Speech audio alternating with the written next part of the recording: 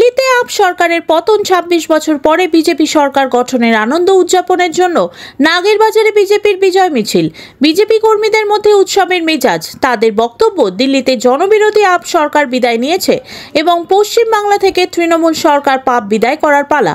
তবে আজ তাকে তারা আগামী বিধানসভার ভোটেরকে লক্ষ্য রেখে তারা মাঠে নামবেন এবং কেন্দ্রীয় নেতৃত্ব যোগ্য ব্যক্তিকে বাংলার ভোটের দায়িত্ব দিল।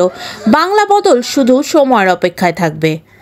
২৬ বছর অপেক্ষা অবশেষে সেই ঐতিহাসিক দিন এবং আজকের ফলশ্রুত যা আপনারা যে বাংলা বঙ্গ বিজেপি বিজয় মিছিল, মিষ্টি বিতরণ কিভাবে দেখছেন? সামনে আগামী বছর 2026-এ বাংলায় নির্বাচন, কি বলবেন? প্রথমে জানাই দিল্লি প্রত্যেকটা নাগরবাসীদের যারা আমাদেরকে সহযোগিতা করেছে তাদেরকে রাজধানী গোপালপুর মণ্ডল গ্রুপের থেকে শুভকামনা।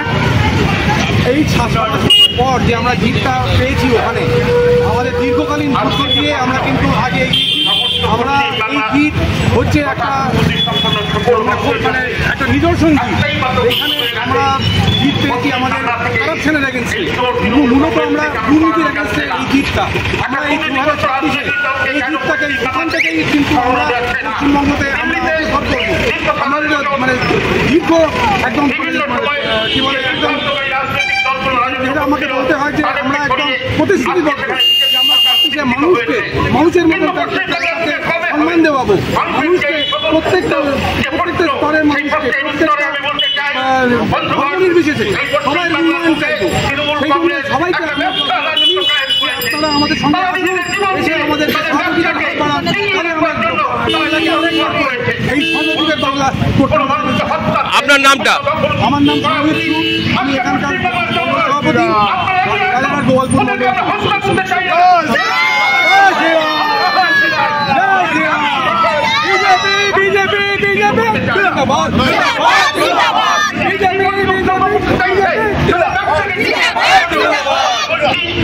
কি বলবেন? আজকের জয়টা কাকে উৎসর্গ করবেন?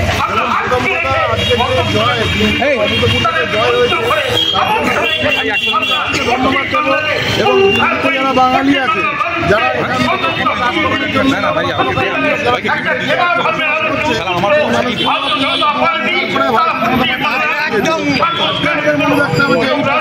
মাটিতে সরস্বতী পুজো পর্যন্ত বন্ধ করে দিচ্ছে।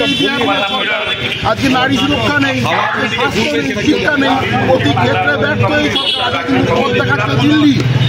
আজকে এই অপশনকে উঠে ফেলার জন্য দিল্লি কিন্তু আমাদের পথ দেখাচ্ছে। দিল্লির বাঙালিরা পারলে এখানকার বাঙালিরা কেন পারবে না? আসার থেকেও বেশি গুরুত্ব দিতে হবে যোগ্যতাকে। এই সহজ করেই আগামী 2026-এ এই সরকারকে। আপনার নামটা? আমার নাম ভারতীয় জনতা